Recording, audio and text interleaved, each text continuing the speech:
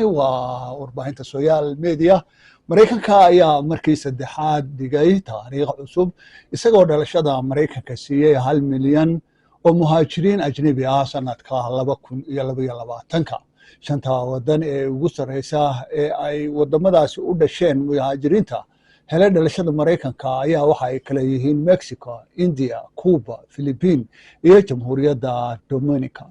iyadoo ay weheliso haddaba waxaa jira arrimahan doodo iyadoo ay weheliso codsiyada fiisaha dibadda ee wasaaradda arrimaha dibadda ee Mareykanka ayaa sanadkan waxaa la siiyay green cardka 275,000 iyo 111,000 oo qof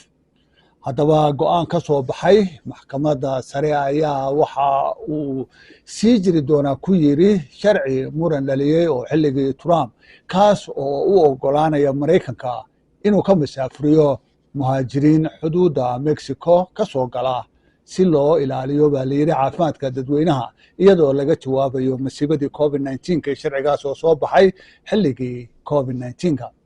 maxkamadda ayaa 5 iyo 4 u kala codeysay talaadadii si ay u ogolaato codsi degdeg ah oo ay soo gudbiyeen 19 xeer ilaaliye guud ahaan gobolka oo isku dayay inay soo farageliyaan difaaca siyaasadda ee arrimahaasi waxaa kale oo la isku raacay in bisha February la dhageysto doodaha afka ah lagana soo saaro go'aamo laga gaarayo in dowlad goboleedyada ay faragelin karaan iyo in kale iyadoo go'aan laga gaarayo dhamaadka bisha June siyaasaddu way sii jiri doontaa ugu yaraan ilaa xukunka laga soo saarayo in ka badan 2 milyan oo qof ayaa laga tarxiilay xadka koonfureed iyadoo la raacayo siyaasaddaasi oo uu soo saaray madaxweynaha Mareykanka ee xilligaasi Trump bishii November maxkamad degmo oo federaal ah oo ku taala Washington DC ayaa ku amartay waaxda amniga guduhu inay soo farageliso ama soo afjarto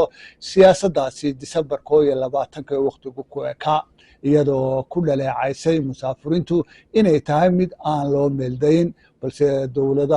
dowladda uu hogaamiyo jamhuuriga oo xilligaasi ayaa iyana soo faragelisay kiiskaasi waxayna si guul leh uga codsadeen maxkamadda sare inay ka hor istaagto xukunka maxkamadda hoose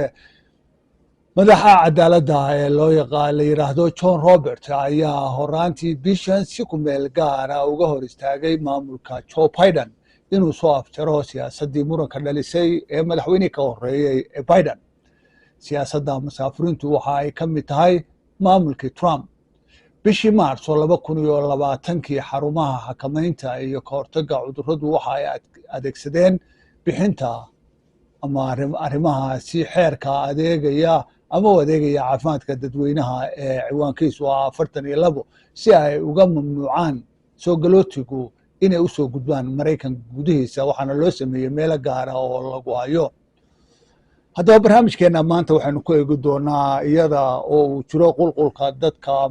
ajnabiga ah ee ka soo gudbaya xadka Mexico ay la wadaagto dalka Mareykanka ayaa waxaa jira Soomaali tiro badan oo iyana sanadkan soo galay dalka Mareykanka kana soo gudbay xadka Mexico iyo waliba Mareykanka u dhaxeeya haddaba Soomaalida tiradeeda inta ay tahay ka soo gudubtay ama Mareykanka u soo gudubtay iyo waliba inta diyaarka loo diyaariyay la masaafuriyo iyo maxkamado iyo dacwooyin ay dad Soomaali ah ay kaga hortageen barnaamijka masaafurinta ee in dadka Soomaaliyeed ee xadka ka soo gudbay dib loogu celiyo Soomaaliya ayaa muddooyinkii ugu dambeysay socotay dadka inta badan ee Soomaalida ay ka soo gudba xadka marka ay tagaan xeryaha dadka lagu hayo waxaa dib loo siiyaa xorriyadooda iyaga oo taga magaalooyinka inkasta oo aysan awood u lahayn inay shaqaystaan haddana waxa ay sugaan kiiskooda ama xaaladooda in dowladda Mareykanku ay go'aan ka gaadho xadka magaalada Minneapolis ugu jira Maxamuud Muuse Xasan oo la shaqeeya hay'adaha u dooda dadka soo galootiga ah isagoo hadda si toos ah khadka telefoonka ugu jira Maxamuud ku soo dhawow barnaamijka aan rabno inaan kaga hadalno bal arrimaha socdaalka Mareykanka dadka ka soo gudba xadka ay la wadaagto Mexico iyo Soomaalida ka soo gudubtay sanadkan inta ay leegtahay iyo waliba duruufaha ku gadaaman arrimahaas oo dhan soo dhawow بسم الله الرحمن الرحيم السلام عليكم ورحمة الله وبركاته ومعصمتها سوريال يبهر 77 وأنا سلامية هدي أنا وصل لابتو سؤال هذا runtii sanadkan waxa uu ahaa hadda dhammaanaya 2022 sanadkii ugu badnaa oo tiro intaas oo kale ay ka soo gasho xadka dhinaca Mexico Mareykanku uu leeyahay dadka soo galootiga ee Soomaalida ah waa ilaa 760 haddii aan dib ugu laabana taariikhda xadkan Soomaalidu waxay soo bilaabeen 1997 marka sanadkan wuxuu uga doon yahay waa sanadkii ugu badnaa ee dad inta leeg ay ka soo gudbaan dadkana runtii inta badan waxa laga yaabaa qaarkood weegin lahay 2 week kadib markay hay'adda immigration ay weydiiso su'aalo ku saabsan safarkoodii dheeraa ay uga yimaadeen qaaradda Afrika iyo meelaha ay soo mareen saan la soconno waxay soo maraan ilaa 11 dal oo Latin America ka hor inta ayna soo gaarin xadka Mareykanka runtii safarkaasi waa mid khatar ah oo aad u badan oo ay noo sheegeen dadka soo galootiga soo gudbaya waxay soo maraan lug ilaa 7 beri ah wabiga u dhexeeya Colombia iyo Panama oo khatartiisa leh meel fog oo buura oo aad iyo aad u dheer oo kaymaha Misra marka runtii haddii aan sharaxaad ka bixiyo waa safar aad iyo aad khatar u ah meelaha ay soo maraan dadkan soo galootiga marka dabcan waxaa jiray 40 qof oo Soomaali ah oo bilihii August iyo July soo galay sanadkan oo markaa dacwadooda ayna ku qancin hay'adaha immigrationka kadib waxaa la isugu geeyey bilowgii bishii September sanadkan gobolka Louisiana maxamuud bal inta aynaan u tegin dadka la isugu geeyey halkaas tirada dadka Soomaalida ah ee xadka Mexico ka soo gudubtay ee soo gashay Mareykanka imise inta sanadkan 760 qof oo Soomaali ah 760 iyo 2 qof oo Soomaali ah intii aad la sheekeysanaysay ama ku dhex jiray duruufahooda adag ee ay ku soo marayeen wadada dheer ma jiraan dhimasho iyo dhaawac iyo waxa ay idin sheegeen dadkaas haddii aad la kulanteen inta ay dhibaatooyinka ku soo jireen wax ka dhintay ama ka dhaawacmay anigu bishii September anaga iyo looyarada u dooda qolooyinka soo galootiga oo Mangaladoonka ah waxaan gaarnay xadka Mexico iyo Mareykanka waana xadka ugu badan oo Soomaalidu ay soo maraan waxaa jira dad marka laga soo boodiyo siliga xadka Mareykanka uu leeyahay Mexico siligaas baa dhowr qof oo Soomaaliya ku jabeen kuwaasna qaar ka mid ah waa aragnay oo dabcan markii ay daawac soo gaaray hay'addan qolada immigrationka ICE ayaa waxay keenay isbitaallo ku yaala magaalada San Diego waana la daaweeyey daawacyada fudud ma aha wax kale oo dhiba ma jirin waa gartay kadib marka ay ka soo gudbaan xuduudda oo ay dalka Mareykanka hay'adihiisa u qaabilsan socdaalka ay la kulmaan dadkaasi maxay mutaan processku ama waqtigu imisuu qaataa ma jiraan dad lagu hayo oo iyagu aan la soo deyn oo iyo see dadka loo kala saaraa horta marka qofka uu soo galo dabcan hay'adda immigrationku waxay ka qaadaysaa interview ku saabsan socdaalkiisii iyo meeshuu ka yimi mararka qaarkoodna waxaa dhacda in loogu daro in la weydiiyo dacwadda ama sababta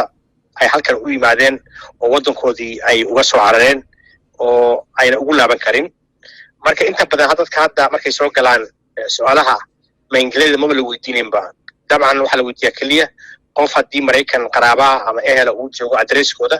kadibna waa la sii daayaa waxaana lagu fasaxaa gudaha Mareykanka inay dacwadooda ku wataan qaarkoodna waxa laga yaabaa interviewga in lagu weydiiyo xabsi oo ay ku jiraan bilo oo markaa ka bacdina la sii daayo laakiin inta badan sanadkan ka soo galay majority-goodu waxa la haynay week ilaa 10 beri inta u dhaxaysa waa la soo daweynayay waxaana laga codsanayay inay dacwadooda gudaha ku wataan oo ay arkaan xaakim immigration okay dacwadu waqti bay qaadan kartaa inay dheeraatana waa suuragal dadkaasi awood ma u leeyihiin inay shaqaystaan oo ay iyagu ay xoogsadaan inta ay sharciga ka helayaan mase dadkaas ehelada ay sheegteen bay la noolaanayaan horta dabcan sharciga Mareykanka waxa uu dhigayaa marka qofka uu soo galo oo dacwadiisa waa inuu lawyer u tago lawyerka marka uu tago waxa loo qorayaa dacwadda asylumka ah wuxuu xaq u leeyahay 6 bilood kadib in la siiyo waraaq shaqo ah marka dabcan qofku wuxuu xareysanaya waraaqda asylumka 6 bilood kadibna waxaa loo xareynaya waraaqda shaqada marka waraaqda shaqada marka uu helana dacwadiisa ayaa soconaysa dacwaduna runtii waa kala duwan yihiin kiisasku waxay u dhaxaysaa sanad ilaa 7 sano baa laga yaabaa in sharciga waddankan uu ku qaato laakiin waxaa runtii waajib ah ama sharciga u ogolaanaya qaxootiga in la siiyo waraaq shaqo markay joogaan Mareykanka 6 bilood arrimaha caafimaadkana ma la mid baa sidee haddii qofka wuxuu u baahan karaa caafimaad nin safar dheer soo galay oo xabsi soo galay arrimaha caafimaadkuna ma waxa ay la mid yihiin sidaas oo kale dabcan marka qofku haddii xaalad caafimaad timaado isbitaalada waa uu tegayaa oo waa la daaweynayaa laakiin waa inuu tago isbitaalada dowladdu ay sida gaarka u leedahay kowniyada oo kale okay aad baad umahadsan tahay maxamuud waxaad jira in iyana dadkaa soo galay 786 dhowrkii qof oo aad sheegtay in qayb ka mid ah xabsiga lagu sii hayo oo su'aal la weydiiyo ama laga shakiyo kuwaas oo loo diyaariyo in dib loogu celiyo qaybtood Soomaaliya ama meelihii ay ka yimaadeen ma jiraan Soomaali sidaas oo kale ah oo iyana xabsiyada ku jira oo loo diyaariyay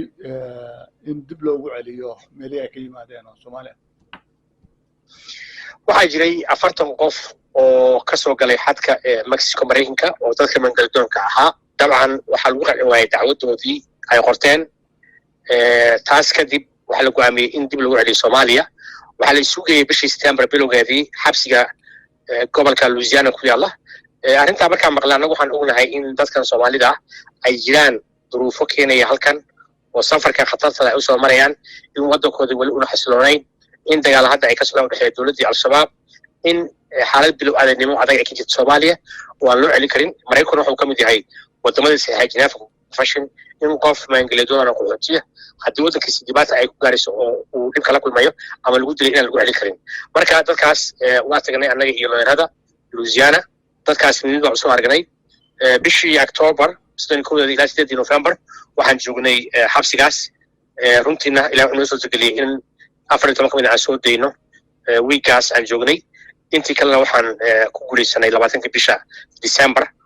marka runtii dadkaas gabi ahaanba way soo dhaxeen ilaa 6 gobol oo Mareykan bay kala aadeen iyagana hadda xaaladooda waa la soconaa waxa kale oo runtii ku lagu soo daayay condition 3 arrimood ah in dacwadooda ay xariisan karaan mangalyada 2 in la siiyo waraaq shaqo markii 6 bilood joogaan 3 in la celin karin ilaa ay arkaan xaakim immigration marka runtii ilaahay noo fudeeyay aad iyo aad baan ugu faraxsanahay dadka masaakiinta inaan dib lagu celin dhibaatadii iyo meesha ay ka yimaadeen aad baad umahadsan tahay waxaan moodaa in hadda sanadkan 2022 ay aad u tiro badan yihiin marka loo eego dadka socotada ah ee ka soo gudbaya xadka Mexico iyo Soomaaliya oo ka imanaya wadamo badan ha u badnaadeen wadamada deriska la Mareykanka ama Latin America maxaa sababay marka qulqulkaas tirada badan ee sanadkan dadku ay isugu soo biimeynayaan socdaalka dheer iyo waliba safarka dhibka badan dabcan Soomaalida kaliya maaha sanadkan waxa qulqulaya waxa aad u badan waddankan Venezuela Latin America Afghanistan Ukraine iyo Soomaaliya afarta dal ayaa muddo hadda inay aad u soo galeen afar dalna waxa ka jira duruufo iyo xaalad bilow aadanimo oo adag oo wadamada ay ka yimaadeen ka jirta marka taas ayaa keenaysa waxaana moodaa in maamulkii hore oo Trump uu adkaa xagga mangalyada ama dadka soo galaya balse hadda aan moodo in dadka mangalyada doonaya dowladda Mareykanku ay soo dhaweynayso marka loo fiiriyo maamulkii hore aad baad umahadsan tahay kaasi wuxuu ahaa maxamuud muuse xasan oo isagu la shaqeeya hay-adaha u dooda xuquuqda soo galootiga isagoo ku sugan magaalada Minneapolis ayaan khadka telefoonka kula xiriiray wuxuuna iga waramayay arrimaha socdaalka gaar ahaan Soomaalida ka soo gudubtay xadka u dhaxeeya Mexico iyo Mareykanka duruufaha ay la kulmaan iyo waliba 40 ka mid ah dadkaasi iyaga oo tiro ahaan dadka soo gudbay inta uu sheegay maxamuud ay ahayn 762 qof 40 ka mid ah xabsiyada lagu hayay si dib loogu celiyo laakiin dadaal uu sameeyay maxamuud iyo koox looyara ay ku guuleysteen in ay dib xabsiyada uga soo daayaan aad baad u mahadsantahay maxamuud